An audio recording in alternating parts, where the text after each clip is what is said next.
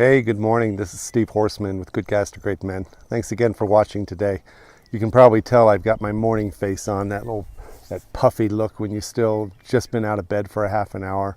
It's about 6 a.m. here in Colorado, and I wanted to talk today about something that's come up recently, and that's about habits. Habits that can either build you up, inspire you, and energize you, or habits that can drain the ever-loving crap out of you. So when we talk about mojo, when we talk about a guy getting his mojo back, his sense of purpose, his sense of well-being, his sense of happiness and connection with other people, it takes a total change in habits. I have a guy coming up here for the weekend. He's driving up to spend 2 days with me here, just hiking around, doing some coaching, going out, having some beers by the fire. And it's something he's never done. He's never imagined in his life that he would leave home for the weekend and go hang out with some other guy and talk about life and talk about dreams and talk about how he's going to change things. That's a habit change. Getting up at 6 a.m. in the morning for me and coming out with the dogs and the horses and the kitties. And there's a couple of them over here.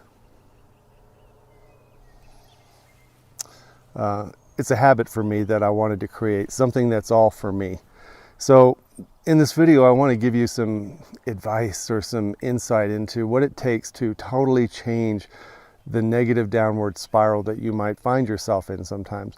Whether it's in the hands of a relationship or a job that you hate or just a rut that you're in, sometimes we develop a perfect system for sabotaging ourselves. I used to have a perfect system of staying up late, of going to dinner parties all the time and drinking too much and waking up with hangovers, and then eating crap for breakfast, and then watching crap TV during the day and not getting any exercise, maybe hanging around people who are negative and always whining and pissing and moaning about things. I really didn't have habits or people or places or things in my life that energized me, that actually lifted me up, inspired me, made me think differently. And I can tell you that unless you do that, unless you stop doing the things that drain the other ever-loving crap out of you, and you start doing things that inspire you and energize you and lift you up and motivate you to do something different than you've ever done before, you're going to get stuck in that spiral. So like I said, even if you're in a relationship that's going out of control and you're not sure how it's going to end, you're looking for certainty, you're looking for some sense of calmness and confidence, you can't find it if you're doing the same old things. I want to encourage you to do something new. So one of the things I have to offer you are retreats. We have some great meals, we have some great conversations. I do some coaching, I do some presentation and teaching during these retreats. But it's something, if you've never done it, if even hearing me talk about it on this video is making you go, yeah, that ain't gonna happen. Think about why that is. Why is that feeling in your gut that it would be weird for you to schedule something just for you, to take care of you, to tell your friends or family that you're disappearing for a weekend to do something strictly for you?